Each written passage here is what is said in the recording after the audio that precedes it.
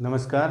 हमारे YouTube channel में आपका स्वागत है और बहुत गौरव की बात है कि हमारे भारतवर्ष के इंडियन स्पेस रिसर्च ऑर्गेनाइजेशन ने गगनयान मिशन को लॉन्च किया है, जिसमें हमारे चार एस्ट्रोनॉट्स अंतरिक्ष की यात्रा करेंगे। और यह हमारे स्वदेशी भारत के लिए एक बहुत महत्वपूर्ण कदम है, क्योंकि अपने दम पर अंतरिक्ष में जाने वाला भारत चौथा देश होगा, रसिया, अमेरिका और चाइना के बाद।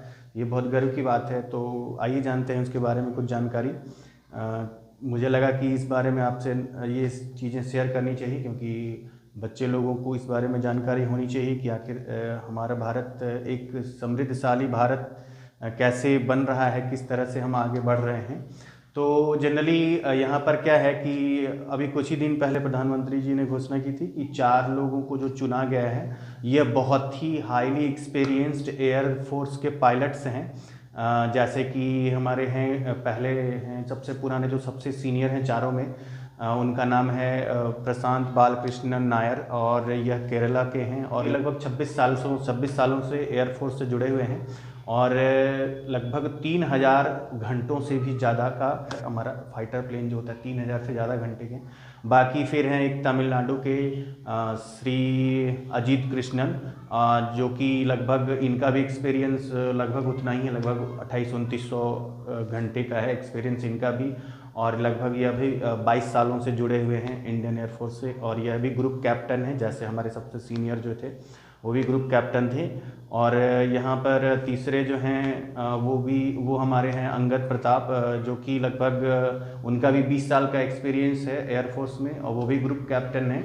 और उनका एक्सपीरियंस भी लगभग वही 2324, मतलब जितने भी चारों हैं सबका एक्सपीरियंस 2000 घंटों से ज़्यादा फाइटर प्लेन उड़ाने का है। और एक और हैं जो लास्ट में जो सबसे यंग हैं, 19 सालों से जुड़े हुए हैं इंडियन एयरफोर्स से, और वो विंग कमांडर हैं। तो उनका नाम है शुभांशु शुक्ला। तो हम लोगों को उन चारों पर बहुत गर्व है। और रसिया स्पेस एजेंसी की मदद से हम पहली बार जाने वाले हैं अंतरिक्ष में। वैसे तो 1984 में राकेश शर्मा ने अंतरिक्ष की यात्रा की थी, लेकिन वह जो पूरा का पूरा प्रोजेक्ट था वह रसिया का प्रोजेक्ट था, लेकिन यह हमारे इसरो का प्रोजेक्ट है। तो इसके लिए हम लोग दिल से सैल्यूट करते हैं हमारे वैज्ञानिकों को और हमारे एयरफोर्स के पायलट्स को। और तो थोड़ा थोड़ा और हम जानकारी इसके बारे में जानते हैं कि गगनयान आखिर है क्या। तो गगनयान को लॉन्च किया जाएगा GSLV Mk3 लॉन्च व्हीकल से, जो कि धरती के लगभग 400 किलोमीटर की ऊंचाई, 400 किलोमीटर तक की ऊंचाई तक जाएगा और अंतरिक्ष का अध्ययन करेगा। तो इसके पहले जैसे हमारा जनवरी में आदित्य L1 लॉन्च हुआ था, जो कि एक लैग्रेंजियन L1 कहा जाता है, वो लैग्रेंजियन उसका फुल फॉर्म होता है। लैग्रेंजियन एक पॉइंट है, क्योंकि हम जानते हैं कि सूर्य की सतह तक तो जाना असंभव है, क्योंकि उतना ज़्यादा हीट रेजिस्टेंट मटेरियल धरती पे कभी बना अभी तक ज्ञात नहीं हुआ है जो वहाँ तक जा सके। तो L1 जो था एक पॉइंट था जो सूर्य से नज़दीक था। तो अभी जैसे कि यह गगनयान है, तो यह पृथ्वी की सतह से लगभग 400 किलोमीटर की ऊंचाई तक का अध्ययन करेगा।